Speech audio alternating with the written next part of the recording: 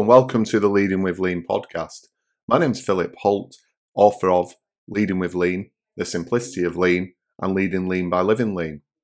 And in this podcast, I narrate all three of my books, chapter by chapter, in which I share with you my over 30 years of experience as a lean leader across many companies globally. Leading with Lean, chapter 20, Stamina, Stamina, Stamina. Being the lone violinist. Throughout the book, I have described the numerous differences between a lean thinking and a traditionally thinking organisation. However, if I had to choose just one thing that I believe truly differentiates the two, it would be stamina. The ability to keep going long term, even when it becomes difficult or there are other interesting alternatives to seduce the leadership. No matter how well the organisation deploys lean thinking and drives its lean transformation, it will take a significant amount of time to become a truly lean organisation. And most have been on the journey for 10 or more years before they feel confident enough to say that they are at a level close to world class. This is not to say that the benefits from the lean transformation won't be gained earlier than this. In fact, most organisations start to see the benefits within only a few months of the start of the transformation. But this is precisely the risk, as complacency often sets in and a declaration of victory comes too soon. This was discussed earlier in terms of Kotter's change leadership approach and is a likely root cause of failure for a lean transformation. The organisations that have truly become lean thinkers, such as Toyota, Danaher, Virginia Mason and others, have managed to maintain a long-term vision of excellence and have maintained the stamina to keep doing what they know needs to be done. Short-term performance challenges haven't been allowed to derail their programs as they've progressed, and new leaders have not been permitted to make their mark by introducing a new initiative that they have chosen to sponsor. Instead, new leaders have been required to learn and utilise the organisation's lean business system to achieve their results and have been educated in this way of working and thinking. It is inevitable that there will be at least one point and possibly multiple points in every lean leader's stewardship of the lean transformation when this challenge will present itself. Whatever the reason may be, for example, a change of leadership, external factors such as market changes or new ownership, the organisation will either actively or passively begin to move away from the lean deployment approach, and it's the duty of the lean leader to prevent this from happening. This is a tough situation to be in, and many people capitulate in this situation, either shrinking back into the new role that the shift of focus creates, moving into a new role in the organisation, or leaving for pastures new. This is understandable, as it will be lonely to stand and fight this organisational loss of strategic focus when it feels like the whole of the organisation is moving away from them. Nevertheless, this is when the lean leader must take up the position as the lone violinist, this seemingly lone crusader for lean thinking, struggling against the re-emergence of traditional short-term thinking in the enterprise. However, it's unlikely that the lean leader is completely alone, and if they persist in leading with lean and the leadership styles required, at a minimum they will be able to form a band of lean resistance fighters across the business. This stamina, the unwillingness to stop doing what is right for the organisation in the face of short-term initiatives and programs, is what will ensure that the organisation's lean transformation prospers and will ensure the longevity required to gain the world-class performance that is sought. Keeping employees employed. A key component of organisational stamina is gaining the engagement of the workforce and the subsequent higher retention of employees. Employee engagement, the art of keeping those employees whom you want to keep, can be a challenge, particularly in the emerging and developing countries, but it's also a challenge in the developed world. The biggest issue is that a lot of the time, those who leave are those whom you would most like to retain, being those able to find pastures new most easily.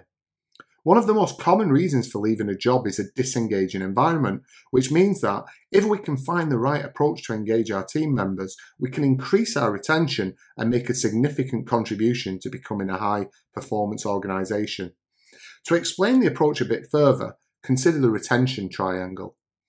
And what you would see in the book is the retention triangle. It's a triangle I've put together which tries to show three competing but can be complementary elements. First is total compensation at the pinnacle of the triangle. Secondly is the brand or culture. And then the third one is the career opportunity, personal development and challenge. And what we're trying to do in the retention triangle is increase career opportunities, increase brand and culture impact in terms of creating that positivity around it. And actually what you see is that the total compensation pressure is actually reduced. This doesn't mean we're going to underpay people. That's not what I'm implying here.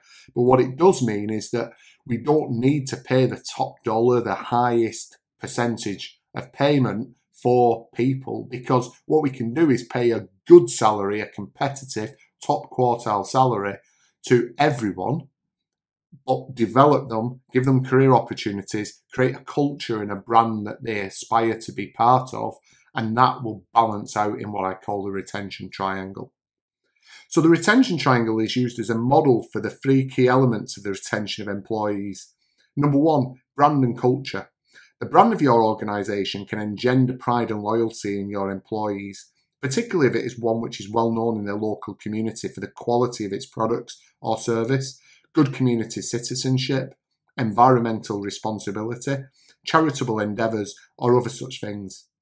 And this is underpinned by a strong vision, mission and values. It permeates the organisational culture. Your employees will find it more difficult to leave, and those that do will give feedback on their less positive experiences at other employers in comparison to yours. It's therefore essential that a well-structured and excellently executed communication strategy and plan are in place to inform the employees and also to engage in dialogue with them around the organisation's brand and culture. It is also extremely important that this is not just seen as the responsibility of the HR department, but as the accountability of all leadership as the ambassadors of the company and its culture. Critical to the communication strategy will be a well thought out reward and recognition system with a big emphasis on the recognition part. The power of recognition is significant, whether it be a simple thank you from the boss or an award during a town hall meeting or conference. Rewards are a nice complement to this recognition, but should be relatively small in monetary value and preferably a nice token or memorial of the recognition.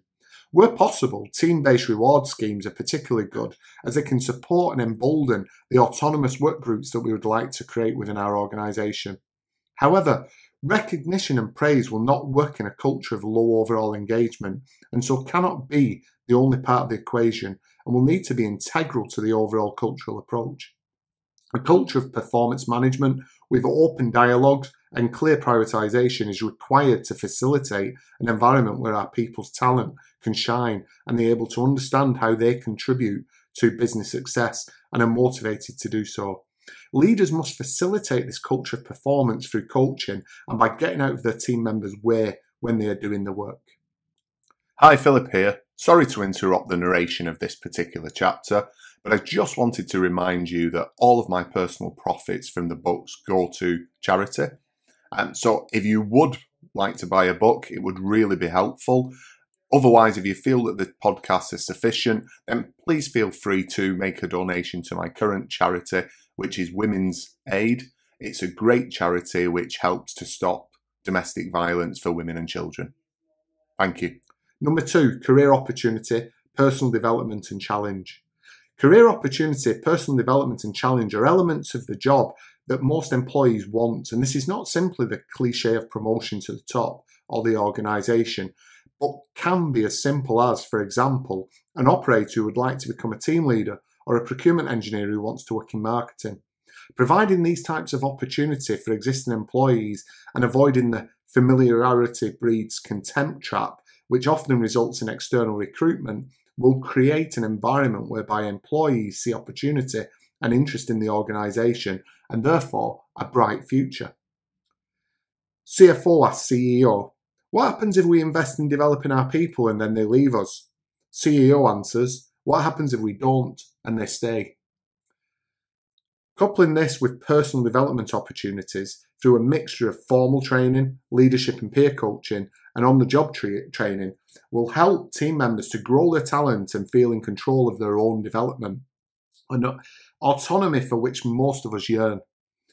As a final point, we must ensure that our team members feel challenged in their role. They should not be confused with overloading them or giving them tasks for which they are inadequately equipped, but instead providing them with stretch goals and assignments and ensuring that there is a culture of performance whereby they know their targets and how they can meet them, problem solve deviations from the targets, and have the support to succeed.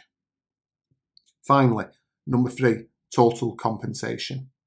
This final element is the one which usually gains the most attention, as it ultimately is the reason why most of us work for an organisation, to earn the money required to facilitate our lives.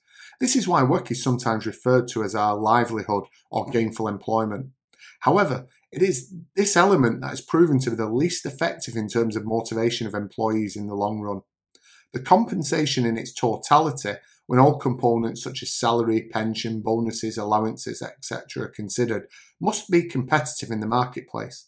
However, if the first 2 elements of the retention triangle are well executed, it need not be a package that is competitive at the highest end of the market scale comparable to similar organisations, as the investment in career opportunity, brand and culture will provide a higher retention factor than compensation could account for. Many organisations take advantage of this and are able to offer lower overall compensation as a result of the collateral elements that a job offer brings, and will in fact welcome the positive attrition that occurs as people leave to pursue higher offers.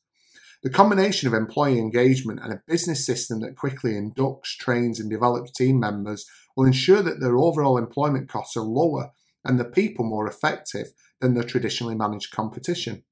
If we embrace the retention model, we can utilise it as a way to drive employee engagement and to increase organisational capability through the development of our people.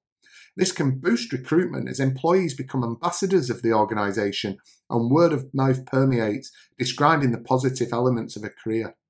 Of course, the employees that are being developed will be highly marketable and good attrition will occur, but with a mature attitude to their departure, thanking them for their service and leaving the door open for a future return.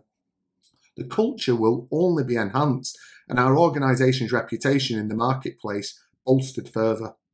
Employee retention need not be an art form anymore, but can be an integral part of lean leadership and both the catalyst and outcome of the creation of a high-performance organisation. Making history. In his much-read LinkedIn article, Jeff Hayden describes 10 beliefs that he attributes to those people who are extremely successful in what they do.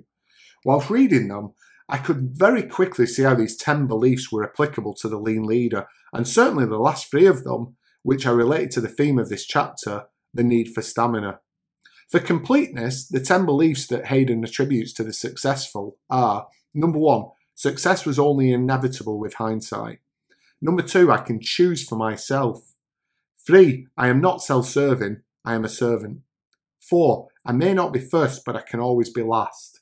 5, I will do one thing every day that no one else is willing to do. 6, I don't build networks, I build real connections. 7, strategy is important, but execution is everything. 8, real leadership is measured in years, not moments. 9, hard work comes first, payoff comes later. And finally, number 10, I can make history, and I will. The reader may themselves note that all 10 can be assigned to one or more elements of lean leadership, and those last 3 describe really well the need for the lean leader to have the vision, endurance, and the patience to see the transformation of their organisation through. In fact, as has hopefully become patently obvious within this book, the essence of the lean leader is their long-term vision, hard work, and desire to leave a legacy that there is defining feature. Lean leadership is truly measured in years, not moments. Although there is a need to ensure that wins are continually achieved and celebrated to maintain the organisation's motivation, in line with Kotter's changed leadership model, the lean leader must equally maintain their vision of the long-term goal and not be seduced by the desire for high-profile successes that would negatively impact the long term. This can be difficult, as many of their leaders will be crying out for this, and others will be willing to participate for the short-term satisfaction and exposure that it brings. However, the lean leader will maintain the true north and the fidelity to the strategic goals that they are committed to. Allied to this will be the hard work required to achieve the strategic objectives, which will be a significant investment and again require faith in the ultimate vision. Leading with lean is living lean, and requires that the lean leader values the importance of doing things properly and invests the energy to make it happen. They will be continuously coaching their team members and colleagues to do things according to the lean paradigms and will need to invest a great deal of effort in doing this, which will be a long-term commitment, generally with a long-term payback horizon. Nevertheless, the lean leader who has been prepared to commit and live these beliefs will earn the reward of a legacy. Perhaps not the level of some of the great leaders of human history, but nevertheless, in their own modest way, a legacy in the transformation that they have helped to lead in their organisation. This is the lean leader's way of making history.